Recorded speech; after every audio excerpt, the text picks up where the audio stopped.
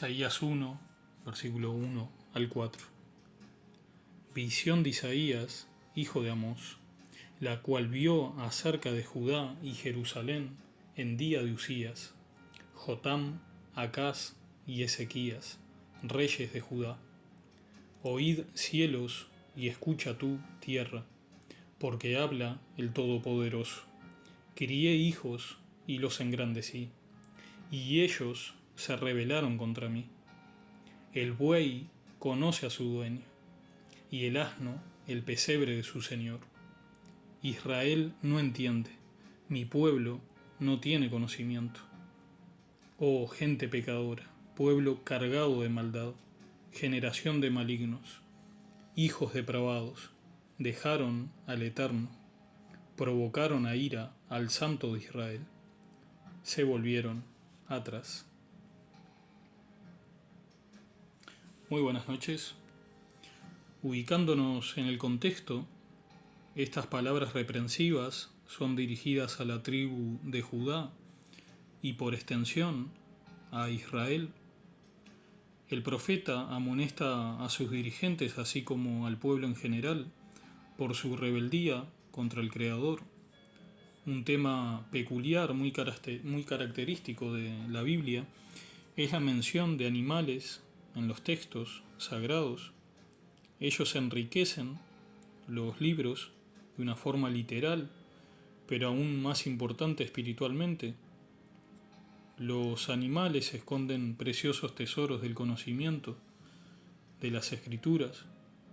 Es un hecho muy conocido entre la gente que vive en el campo, que este animal, el buey, reconoce a su propietario justamente por la voz. El buey es un toro al que se le ha castrado para utilizarlo en las diferentes labores rurales mayormente. Con el asno sucede lo mismo. Este bello animal, contrariamente a lo que se cree popularmente, es muy inteligente. Él reconoce el lugar en donde su dueño le da el sustento, la comida y refugio. Fíjense en que el pesebre también es un recipiente en donde comen los animales y por extensión también es un galpón, granero o estructura edilicia con tal fin. Lo hermoso de esta escritura es que el buey y el asno representan claramente a los gentiles, quienes sí reconocieron a Jesucristo como el Salvador del mundo. Y todavía algo maravilloso es que Isaías estaba profetizando sobre este acontecimiento de una forma literal. Es decir, que allí no solo hay simbolismo, pues muchos años después, con el nacimiento de Jesús, el Mesías prometido, estos dos nobles animalitos le rindieron honores, alabándolo y glorificándolo por su linaje, reconociéndolo como el Hijo de Dios, del Todopoderoso. Y esto se encuentra justamente en un apócrifo, en el apócrifo de Mateo, y vamos a revisarlo.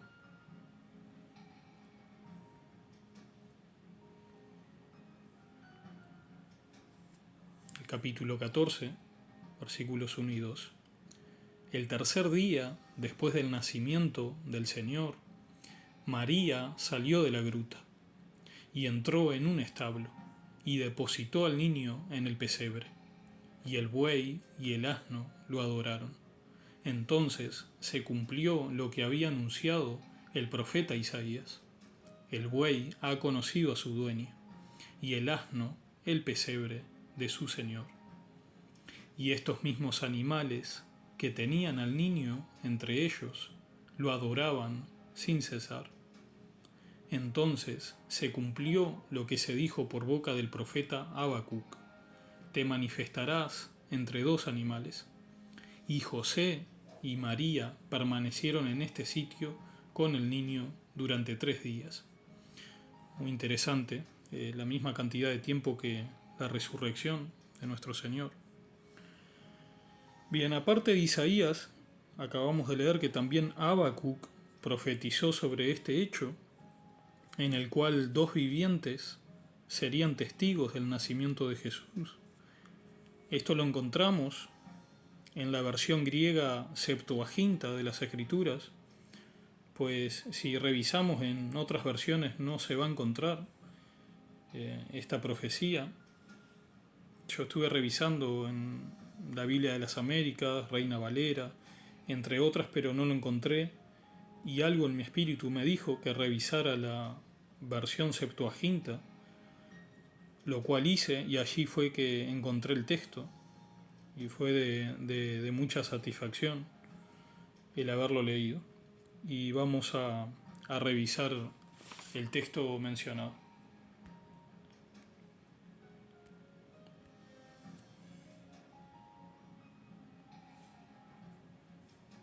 Aquí está el texto de Habacuc,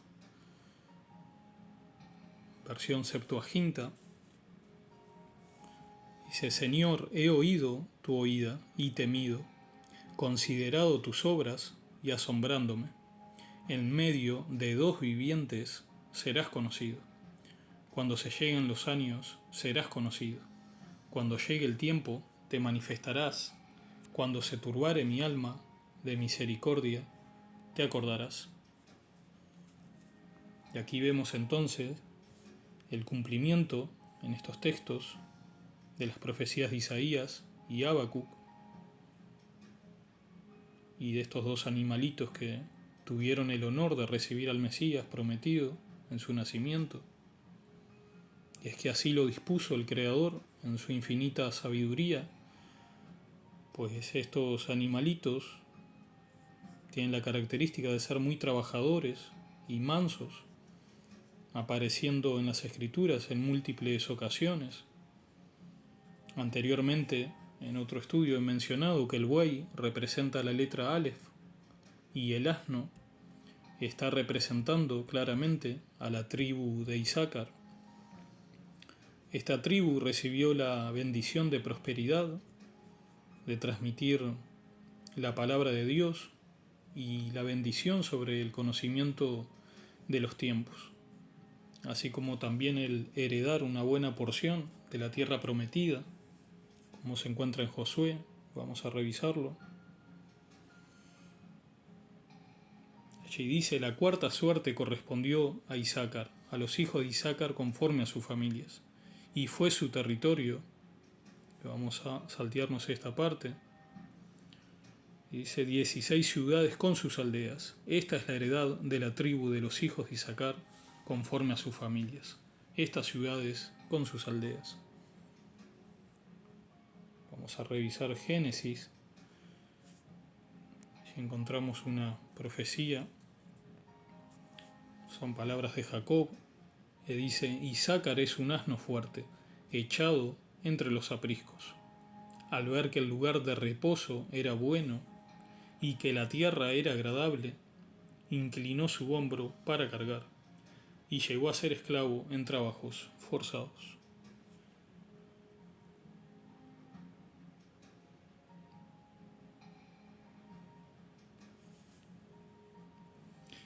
Estas son palabras de Moisés.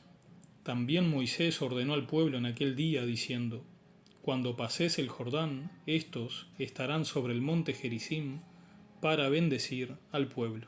Y aquí vemos que una de las tribus que salió designada para bendecir al pueblo es justamente Issácar.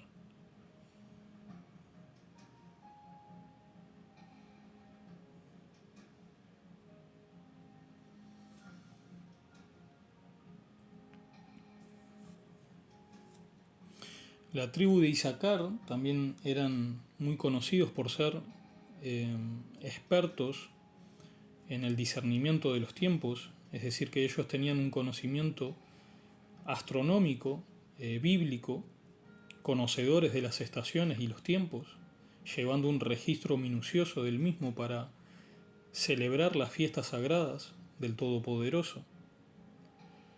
Y aquí encontramos justamente en el versículo 23 y 32, no lo vamos a leer todo, vamos a leer solo esos dos, que dice: y estos son los números de los escuadrones equipados para la guerra que vinieron a David en Hebrón, para transferirle el reino de Saúl conforme a la palabra del Señor.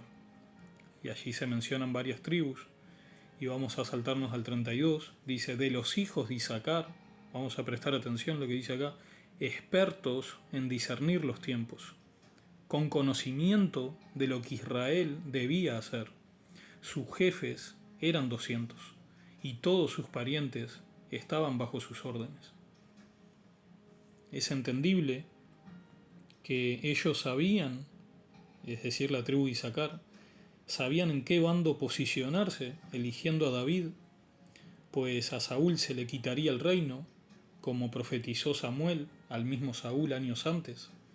Isaacar conocía esta profecía y pudo determinar, en base a su entendimiento de los tiempos, que debía apoyar a David en su campaña. Algunas curiosidades y puntos llamativos sobre el buey y el asno es que eran considerados muy valiosos, debían cuidarse y tratárselos bien. Estos textos lo encontramos, por ejemplo, en Éxodo 20, que conocemos todos. Allí se menciona los mandamientos y curiosamente allí aparecen, ¿no?, el no codiciar el buey ni el asno.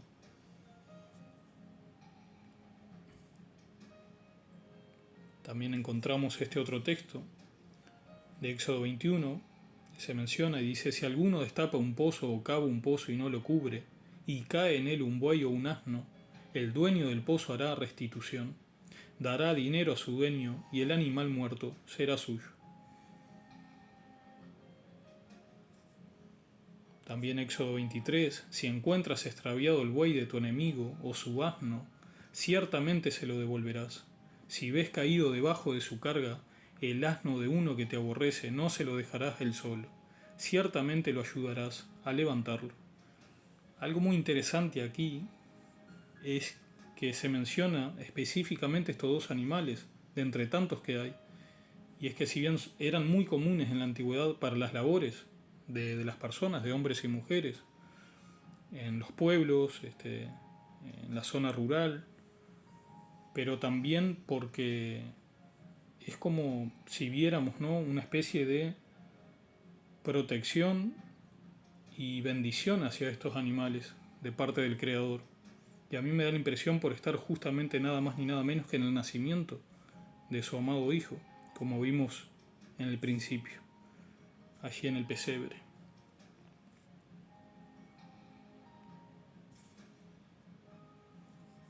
Aquí también se menciona el asno, en Éxodo 13:13, y es algo muy interesante, pues los asnos debían ser redimidos por un cordero. Dice, pero de todo primer nacido de asno lo redimirás con un cordero. Mas si no lo redimes, quebrará su cerviz, y todo primogénito de hombre de entre tus hijos lo redimirás. Y ahora vamos a leer un texto muy interesante porque ustedes conocerán la profecía de Zacarías 9:9, que también se menciona en Mateo 21, y vamos a pasar directamente al texto de Mateo 21, un texto que todos conocen, la entrada triunfal de Jesús, que dice, cuando se acercaron a Jerusalén y llegaron a Betfagé, junto al monte de los olivos, Jesús entonces envió a 2 discípulos, diciéndoles, id a la aldea que está enfrente de vosotros, y enseguida encontraréis un asna atada y un polino con ella.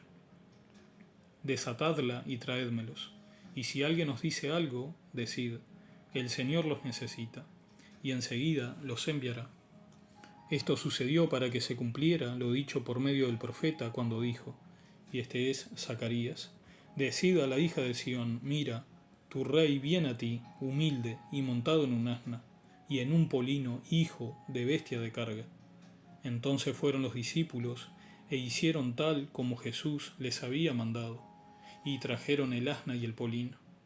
Pusieron sobre ellos sus mantos, y Jesús se sentó encima. Como podemos ver, según el texto que leímos anteriormente, de Éxodo 13:13, el asno debía redimirse con un cordero. Ahora podemos entender que el Cordero, para redimir el asno de este texto de Mateo 21, fue nuestro mismísimo Señor Jesucristo. Y esto es muy asombroso. Vemos cómo es un círculo que se termina cerrando, pues el asno estuvo en el nacimiento del Mesías y luego otro asno, digamos, de su especie, vino a estar nada más ni nada menos en esa entrada triunfal de Jesucristo a esta ciudad de Betfagé, y Jesús entrando allí muy humildemente, montado en su cerviz y redimiéndolo. Espero que les haya sido de mucha edificación. Bendiciones y paz.